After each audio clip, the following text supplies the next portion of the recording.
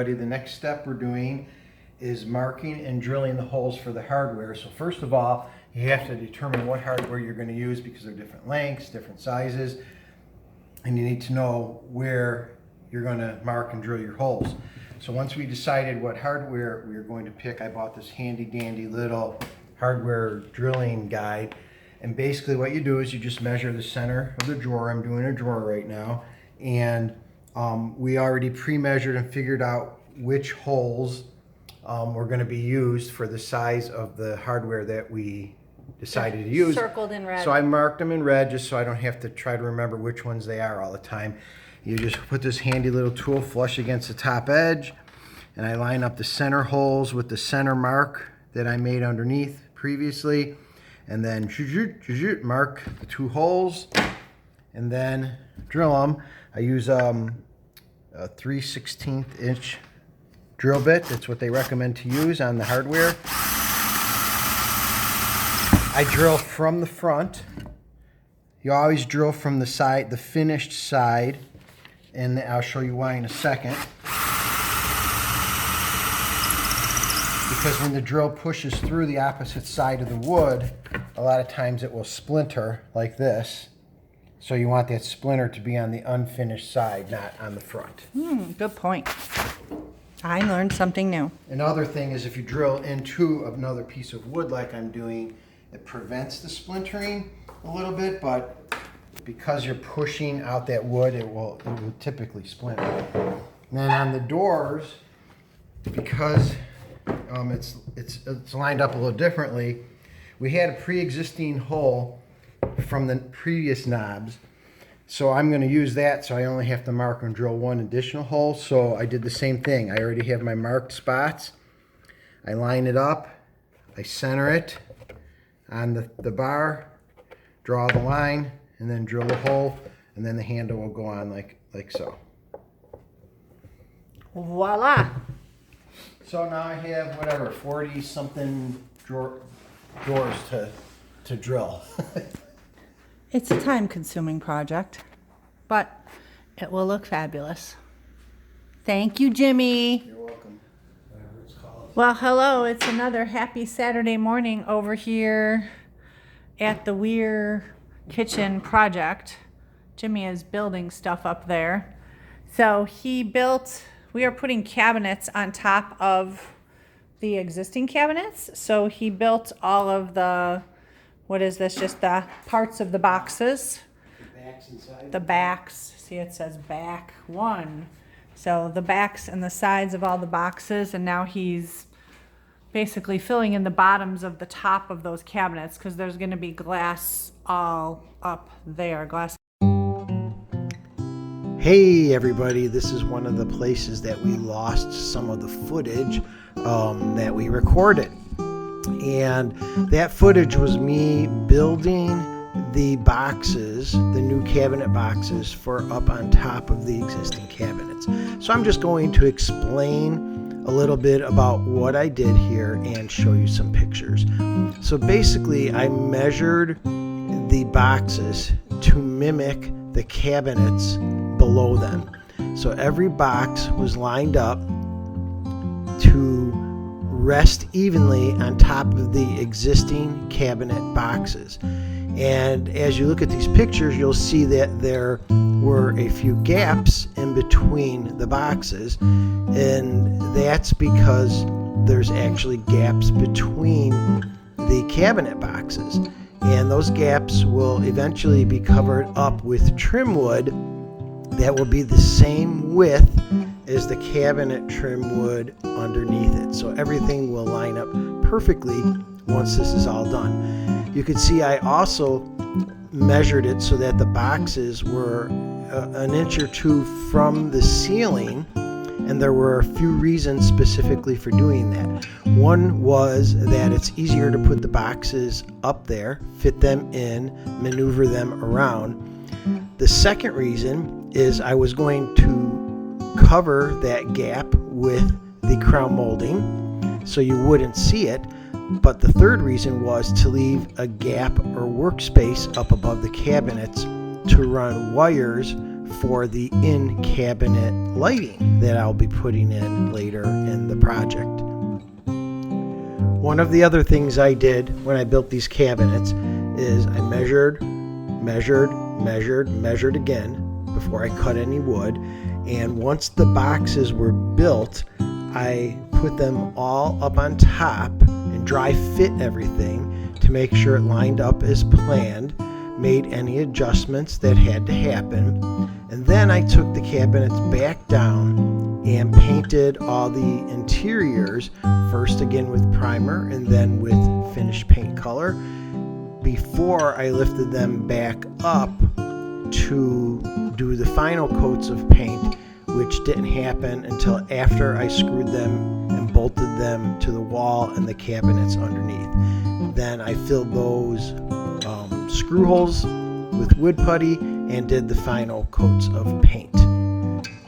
And here are a few last pictures of this part of the project where you could see I installed the front trim pieces, custom cut to match the bottom cabinets perfectly, and then filled all of the nail holes and all of the seams with wood putty, sanded them, primed them, and ultimately the final coat of paint. So, some tips on doing the priming. We did most of the priming with a smooth brush roll-on, a small roll brush, but we also used a paint brush to do the edges, and we weren't that careful all the time, and we had a little bit of spots where it had globbed on and it was a little thick and it just wasn't real smooth and I didn't like it. So I sanded down all of the thicker areas so you can see it kind of brought it down back to the bare wood in a lot of cases. So I'm going to have to prime this again, maybe even a second light coat where the wood is showing through so much. But just a word of warning, try to keep it smooth when you're brushing and rolling and you don't have to do any kind of fix work afterwards. I'm just being probably a little pickier than maybe most people would be, but I want it to be a really smooth finish, so that's why I sanded it. And then once all the priming is complete, I am going to use a really light sandpaper and just lightly sand all the primed surfaces just to take any bumps out or any unlevel paint surface, so that first coat of paint that goes on will be going on to a very smooth surface. And that's my tip. Here we go. Everyone, the next step we're doing, this isn't like a required step, but it's just a step I'm doing because I'm being too much of a perfectionist. But we've got 3 coats of primer on all the doors, and now I'm just going to lightly sand them to get like any burrs or any like rough parts off. But around the edges, sometimes the paint glopped a little bit, and instead of trying to sand those down, I just have a nice sharp razor blade, and I'm going to go along the edge and like scrape off the thick edge. You can see it curling up. It just makes it a little easier, especially on the corner here. You see how it's thick? So I'll just carefully scrape off that thick part so that when I sand it, it'll get a nice smooth sanded finish for What it. about where the paint just came off right there? I'm going to touch it up. We'll go back and we'll touch up spots where the wood is showing through before we put on real paint. So we'll touch up with primer where needed, but the main thing is to get these glops off so that it's a nice smooth finish at the end. This is the inside of the door. Yes, this is the inside. So the outside of the door probably doesn't have that. No, yeah, there's a few spots, but most of it's on the inside of the door because it's a sharper edge. This is a flat, yeah, this is flat here. The outsides of our doors actually, you know, I prefer if they were straight, but they're not, so they have a little bevel and stuff. We're getting somewhere though, getting somewhere, getting closer.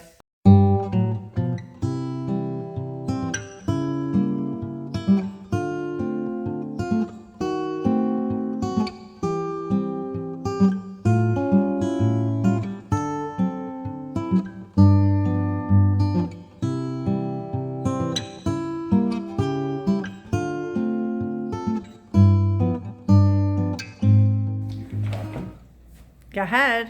Here's Jimmy sanding. just doing a light sanding after the last primer coat.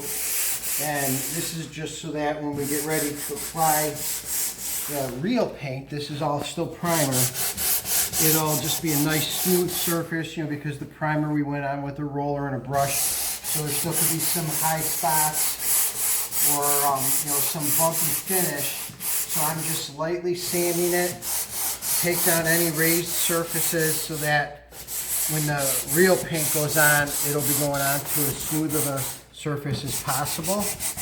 It's a real fine sandpaper. I'm not hardly putting any pressure on it at all. It's just basically, like I said, to get just a nice smooth surface. But I do. Wait, is that different? That sandpaper different than what you just had on that thing? It's just because that's size to go on a hand. So it's the same whatever. It's just a fine sandpaper, yeah. This is not the same number as that? I don't think so, but it doesn't matter. It's close. They're both fine sandpaper. That one's just cut to go on a hand sander for the larger flat areas. I have to, use a handheld piece to do the edge. And while I'm doing this, I'm also just looking for any other raised surfaces that might need to be scraped with a razor blade that are just still a little too thick to just sand down. And I'll go back over it with a razor blade if I see those. And I haven't seen that many.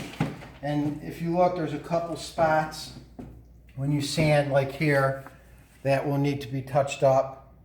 We showed that yesterday when we were using the razor blade as well. But I'll go back and just touch those up real lightly with the roller so that it has some primer on it before we do the final coat of paint. That's it. Hello everyone. So after he sands it, then I am just wiping this all down with a wet rag, getting all the sanding dust off. Just basically wipe it down and dry it. That's all. Pretty simple. I'm wiping it with a rag and I'm just drying it with a paper towel. And then looking for any spots that need to be, if it needs to be touched up still, if I see something that's like messed up, like that right there, then it goes into my touch-up pile, which is what most of the pile is. So out of all of these doors, like all of these and all of those have to be touched up, and those are the okay ones. So we have like a total of 4 that are okay. The rest of them all have something going on. There's, little chunks out of the corners, and, we're learning. It's the first time we've done this. So we just had globs or whatever on, and then I think a few of them we forgot to do the backs on. I don't know how that happened, but we did. So the way it goes. And this is what the work zone looks like. So your house is going to be a mess for a while if you do this project. Jimmy's taking a break. Who said you could take a break? Waiting for you to finish. What's this? Finish your spots. What's this break? Finish your job so I can clean the table off the paint. What's that break? What's I'm this? waiting. What's this? What's this upside down stuff we got going on over here? Hey, listen, aren't you helping? Aren't you helping? You should be helping. I'm sure you could do something. She was the supervisor for a while. So, all right, see you guys. Bye.